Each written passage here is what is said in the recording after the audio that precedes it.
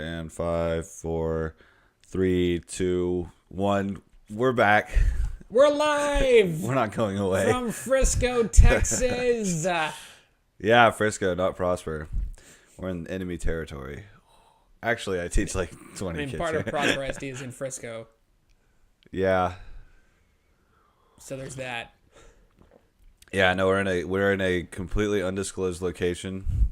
I have no idea where we're at right now. We'll call this the Freedom Hut. Freedom Hut.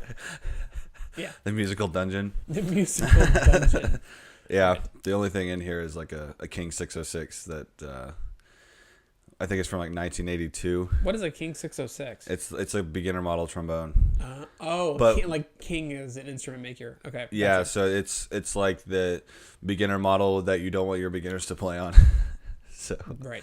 but that's what I learned on. So, all these kids who are like, I really want to get a Shires or this, that, and the other. It's like I played on that thing for a year, man. Yeah. And It built character. oh yeah, yeah, I have all the character now. So, Right. anyways, today is going to be a shorter podcast due to time constraints. But the main topic of the day is going to be how to not suck over the summer. Yeah. Yeah, Very artfully put. So, yeah. Well, I mean, it's a concept that people, myself included, you get to the summertime, and here's the biggest psychological thing that this is a life rule. You think, okay, if only I were to have more time in my schedule to do this, that, and the other, then I would be able to do, insert thing here. Right. It's actually the reverse. And I never understood this with my own time. The second you started to open up my schedule, the less productive I was. Yeah. Across the board. So let's start with you. Think back, high school days. What did you do over the summertime? Because obviously you had to do something to keep your chops up in order to not... You don't want to come back in August and have like no chops left on your trumpet playing, right? So what did you do in order to... Well, it depends on the year. There's some years that I did really well, and some years I didn't. My middle school years, geez, I stunk over the summer. I remember several years getting back and like I sounded awful. Yeah. And it doesn't take many summers of that to realize that, man, I don't want to do that anymore. Mm-hmm. So I started to get things a little figured out in high school with that. I made sure that I took lessons over the summer, and then went to a brass, well, not really brass camp, but because they didn't have them at that point in time, but I went to a band camp. And then the great thing about my summer between my junior and senior year is because I'd made All-State my junior year of high school, I could just kind of do a band camp tour around Texas because they want All-Staters there, so you can go for free. Yeah. I went to the U of H camp for free my senior year. Yeah. Going into, yeah. And so that really helped a lot when you have those playing opportunities like that, because human nature is, especially when you're younger, you just, when you don't have someone keeping you accountable, when you don't have something to do, it's tough to keep the motivation up. I found that is still an issue in your professional career, Right. But because now trumpet playing is a moneymaker, for me it's gotten a little easier because I'd like to live indoors and eat food, and so in order to do that, I've got to play okay. That's funny. It's a basic need in life. Yeah. So Very true.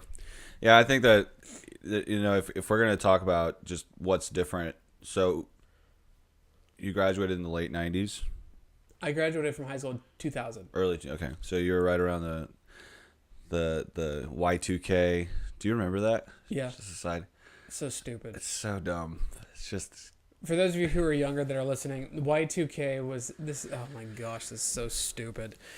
But people were just crippled in fear over this. It was the idea that because all of our years on our digital clocks and calendars were just the last two digits of the year, that when it went from 1999 to 2000, it would like mess up the circuits on the clocks if it went from 99 to 00, and everything would reset. And if they reset, then everything computer related would essentially mess up. But I mean, people took it to the point where they thought that all circuits would be fried, and machines would blow up, and all businesses would fail, the economy would collapse. It was stupid. And I remember having this little watch that I got in the 80s when I was real little, and I watched it click over from 1999 to 2000 because it was one of those Y2K compliant watches. It had two digits for the year. Yeah. And you know what it did? It went to 00 and it was fine. Yeah. And today it still works. It's a piece of junk, but it still works. But you know what, man? It's like stuff like that will just it's the same thing that happens with severe thunderstorms or snowstorms. It's like do you remember when when Hurricane Harvey hit and the Gaspocalypse happened? Like 2 years ago. Oh yeah. Down in Houston. There was no shortage of gas. No. That never happened. So the only reason why we were seeing gas stations shut down was because they were just used to regular supply and demand, and the media made it such a big deal, like we're running out of gas. Yeah. That everybody drained the actual needed supply. But what's funny is the media will never come out and be like, "Our bad, sorry, we Right. caused all this pandemonium." That was an interesting deal because I lived in Fort Worth, and I was driving 60 miles to work in Prosper, and so I went through a couple tanks of gas per week. Yeah. And so I had to have the gas, and so I was actually at about a quarter of a tank, and I needed to fill up anyway in order to just get home and then come back to work the next day. And every place was sold out because people were panicking, which created a panic in me because I needed the gas. And it was totally stupid. So what we were talking about earlier is, and I really think this is an important thing to talk about. I graduated in 2012. You graduated in 2000.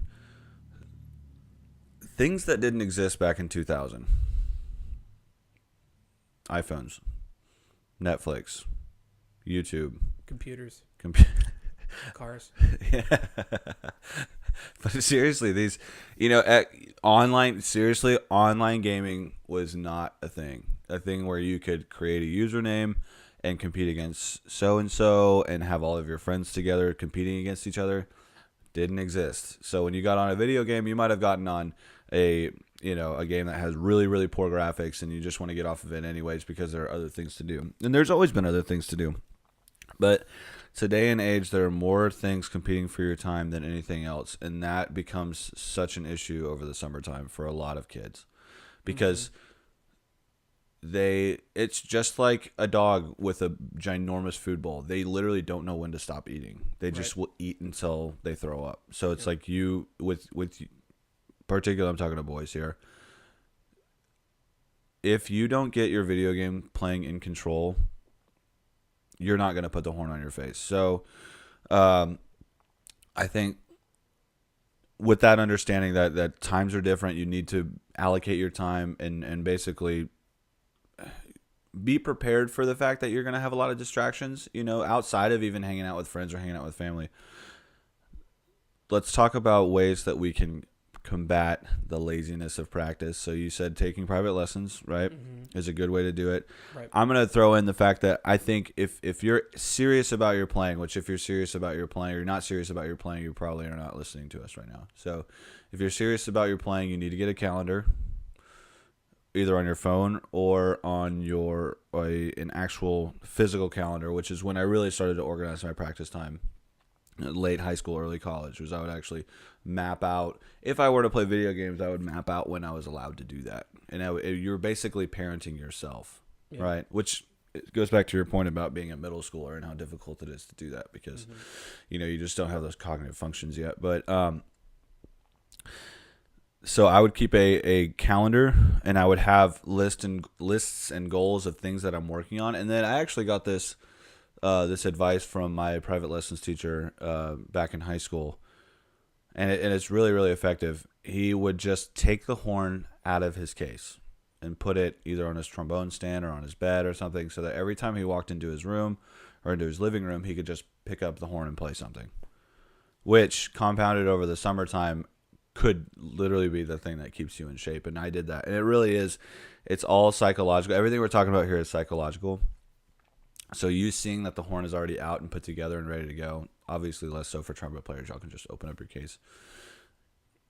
It takes away. It's kind of like the concept of going to the gym, right? It's not necessarily going to the gym. It's just getting in your car and driving. It's like once you're driving and you're on your way to the gym, it's fine. Like I mean, this is a personal thing. I don't know if you agree, but I know you told me you don't like going to the gym at all. Like it's just not I your don't thing. like being sweaty. Yeah. I like to eat. I'm sure there's no correlation to being overweight. No, not at all. What's funny about you though, and this is a side topic. What's funny about you is that you'll lose like 50 pounds, and I'm like, how did you do that? And you're like, oh, I just stopped eating bad. And I'm like, I can't do that. I'm like, I'm just gonna work it off. I But certainly am not working out to do it though. yeah, which is so strange to me because I feel like my only way of losing weight or getting back in shape is just to work out harder. Because I like nachos and stuff. So You know the gummy worms are all squishy. yes. That's how I like my muscles. So anyway, Makes me like a teddy bear. Back to music. but yeah. So and then my last point that I was going to say, yeah, back to non-gummy worms.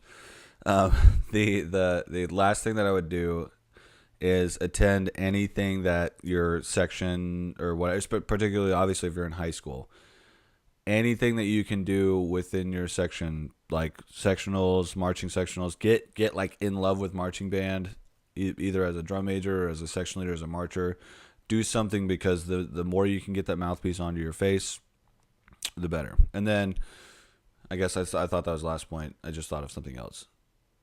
Get excited about All-State Music coming out July 22nd this year at noon. The website will be shut down. Don't even try to get on it. Around 1 o'clock, you should be able to get You on would think they would figure that out. it. I don't know, man. I guess I shouldn't badmouth TMEA because they do a lot of good, but it only crashes every year. Yeah. I guess it's like part of it to me, it's like, Black Friday shopping. Right. It's like that. Like they know it's going to be a big issue where there's going to be just a ton Part of people. The fun. Just crash the Yeah, site. just crash the site. It's like, woo, All-State season this year. Yeah. So. Yeah, I think just to kind of piggyback on what you're talking about, I think there's, being organized is a big deal, and having little checkpoints and accountability. You kind of have to know yourself a little bit. Yeah. I found out eventually that if I don't do X amount of playing before lunchtime, I will not practice in a day because I will come up with all sorts of excuses on why it's just too late now. Well, I'd rather do something else. And I know some people are the opposite of that. They're late night practicers. Now that might drive your parents crazy, but it is good to know what your tendency is. Right. Do you need to get it done early, or do you do it a little later, or how are you with your time? And then the other thing is you were talking about video games, and I when I walked in here to do this podcast, I had not thought about that, but this is going to irritate a lot of our student listeners. I think video games are the biggest problem of our day with male students. Yep. And males are set up in such a way that we are visually stimulated. And that's what a video game is designed to do. It is designed to give you this splash of color and all of these effects, and you just get this dopamine flood into your system. Yeah, if you don't know what dopamine is, it's a chemical release from your brain. Yeah, it makes you feel That good. literally is like it's the same thing that's released whenever you take drugs. Yeah, and The same thing. So yeah, and we have the same issue with um, you know, movies that you shouldn't see. Right. It's the same thing, and boys, especially adolescent boys, are addicted to this, and it is the greatest problem of our day. Yeah. And I can't seem to communicate to an adolescent boy that when they talk to their friends through a video game, that is not being social. They feel like they're hanging out with these people, and they've got this better social life because they are on a video game 8 hours a day, and that is not the same as sitting down with someone and physically being next to them and having a conversation. It will Right. never be the same. Right. It's just like text messaging and talking on the phone. Text messaging will never be superior to actually talking to someone and using your voice. Right. That is, it's not the same. Your brain doesn't perceive it the same way. Your psychology doesn't perceive it the same way, and it is terrible for you. Right. And the other thing is for the love of God, spend some time outside. Right. It's summer. Go on a walk. Dude, See ride your the bike. sun. Yeah. I know it's hot. I know this is Texas, and when you walk outside, you feel like your flesh is burning off. But at dusk, or in the Sometime before noon, freaking dude. Before walk. noon, it's not bad. Before noon, it's not bad at all, dude. That's what's so crazy to me. And this is just a quick side story. I remember, dude, my entire childhood growing up, every single summer, the goal was to get outside as much as possible. right. And we would be required to come in at about probably 10 o'clock, 11 o'clock, midnight, be inside, and then you'd start playing Guitar Hero for like an hour, and then you go to bed. And then actually, yeah, I'm thinking back, and then my younger brother started to grow up. My younger brother's 5 years younger than me, and I remember I came home from my second semester of college at U of H, and if I wasn't outside in the summer, I was working. I worked at Chick-fil-A every summer throughout college just to kind of get some money back. And I would come home from work on a day-to-day basis, and every single time I would walk in, and there would be two boys who I guess were like 13 or 14 at the time, on their computers, playing computer games. Right. And I would walk into the room and I'd be like, "What are you guys doing? It's summer." "Oh, we're playing with our friends online." And I think it hit me in that moment. It's like, dude, we're in a completely different time. You're not with your friends. Yeah. They didn't even like each other. The two, it's because it was my Right. brother and my stepbrother. They like hated each other at the time. So It's a big deal. It's such a big deal, and we just got through solo time. yeah, With our students, and one of the things I like to do is have, once we get all the nuts and bolts out of the way, right notes, right rhythms, right slurs, I like to have students, okay, imagine what this is about. Is there a story that's being told here? Is there a style? Is there an emotion? Give me something to go with this solo, and these kids cannot do it. yeah, More and more every year, I get fewer and fewer students that can actually give me a story to go with a piece of music. And it's because our imagination is just going away. And, Can you grab me that magazine real quick, please? I'm reading a book right now called 10 Ways to Destroy the Imagination of Your Child, which is a great tongue-in-cheek title. Yeah. But, one of the best ways to destroy the imagination of someone is just stay inside all day. Don't go outside and learn to, kick a rock around. Right. Or look at, especially younger kids, they need to learn how to play in the dirt. Right. But there's still some of that with an adolescent. Get on a bike and go ride somewhere. I do think there's an age like second, third, fourth grade where kids are really good at this. Yeah. They want to be outside. It's like, a puppy. They just want to just go. And that's what kids are really good at, second, third, and fourth grade. And then the hormones start kicking in, and they get that visual stimulant that you were talking about. Because that visual stimulant doesn't kick in until hormones start to kick in. Right. And then they get introduced to video games, and it's so unavoidable. Yeah. It's just like having a phone. You can't not be a boy and have video games. It's just it's which is the craziest thing to me. I understand the phone. I don't understand video games. And then the other thing too is read a book. Find a book. Yeah. I know it's the craziest thing in the world to actually read something, but read a book. Activate your summer is such a wonderful time, not only to just hone your playing, but develop your imagination by reading about things that you don't normally read about or thinking about things you don't normally think about. This is your time to explore something that you're not required by a class to explore. Yeah. Anything. You can read on any, just read something. It's totally taboo to talk. I don't know. It's not taboo. It's so unheard of that you, as even, let's say we're talking to our high schoolers here, or maybe our more mature middle schoolers.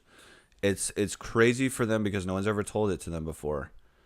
You could just read a chapter out of a book and then sit there for 10 minutes and just think about it. Yeah. Internalize it. Let your imagination go. I was reading this, The Brain Science Behind Businesses. And the camera. Yeah. I think I picked this Harvard up. Business Review sounds I think smart. What's a Harvard?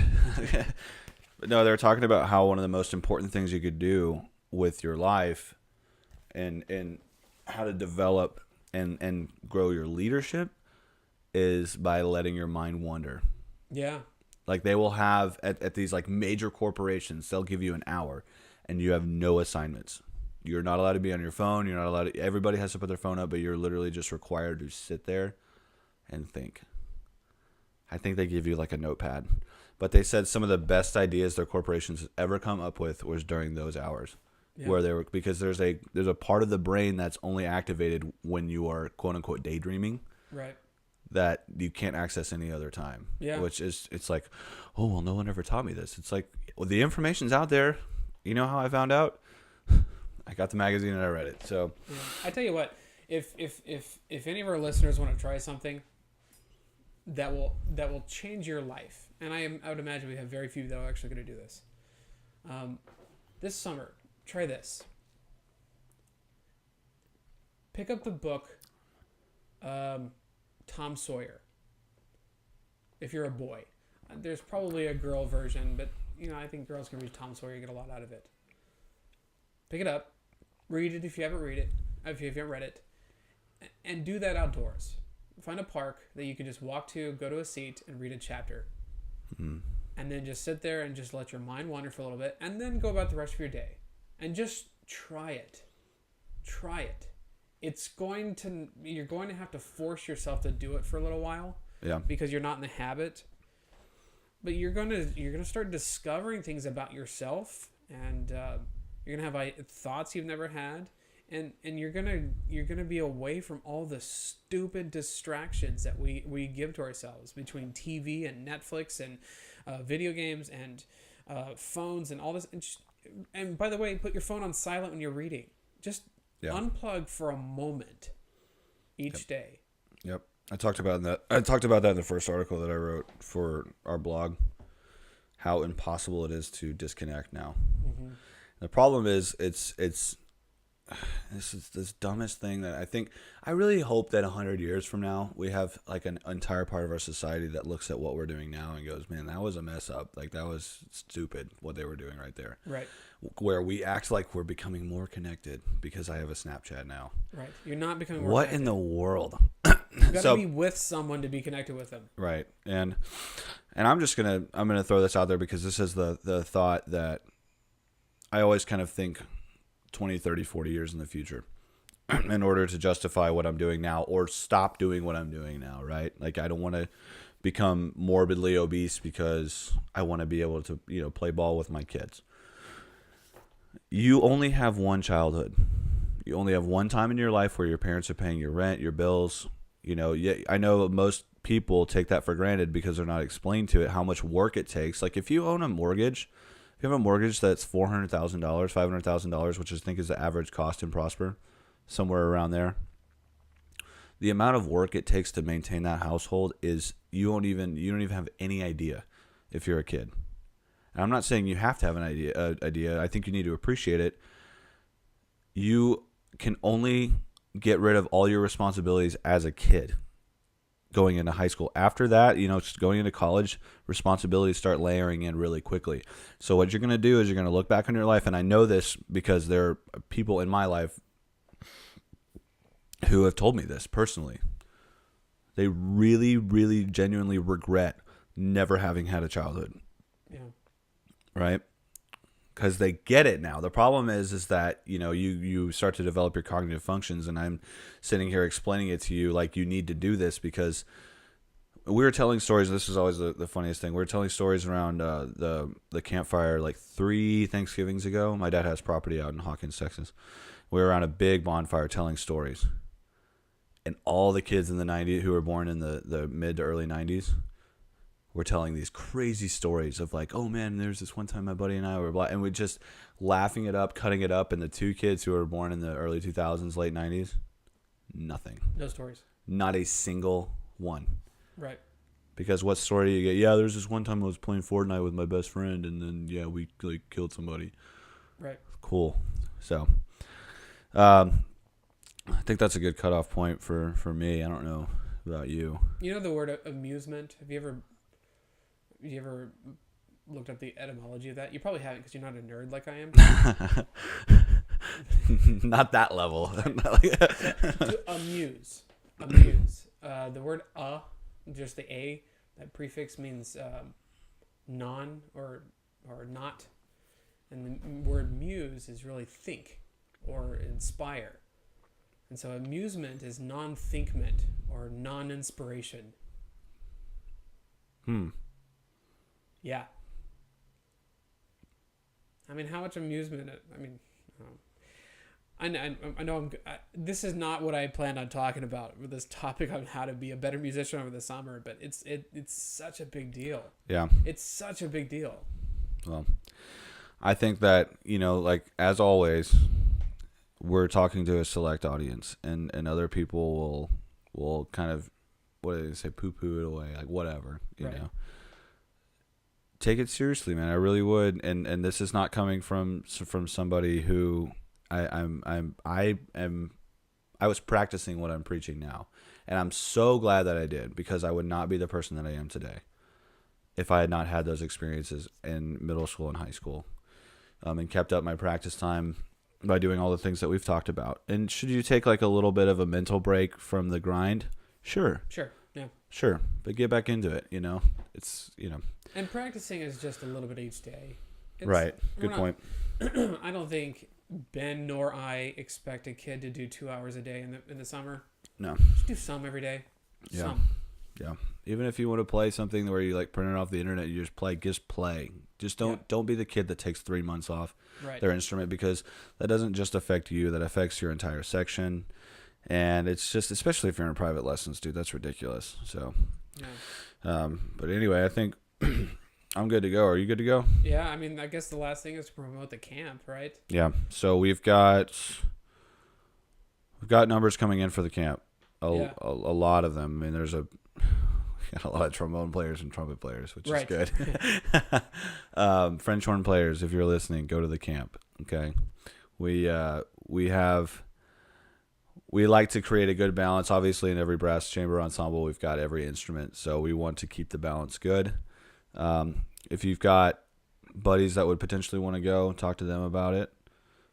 It's always good to go to camp with friends. I actually met a bunch of new friends at the camp that I went to at U of H. So it's July 8th through the 12th, 2019. It's going to be a great time. It's going to be such a blast. We got Kevin Finnemore. Yeah. Kevin Finnemore is unbelievable. Yeah. I mean, this will be not to diminish people we've had in the past, but this may be the highest caliber guest artist we've had at our camp. So, and every year we just hope to have higher and higher caliber. So, anyway, that just clicked off. Is that a bad thing? It means we're out. It means we're out. All right. Peace. Peace.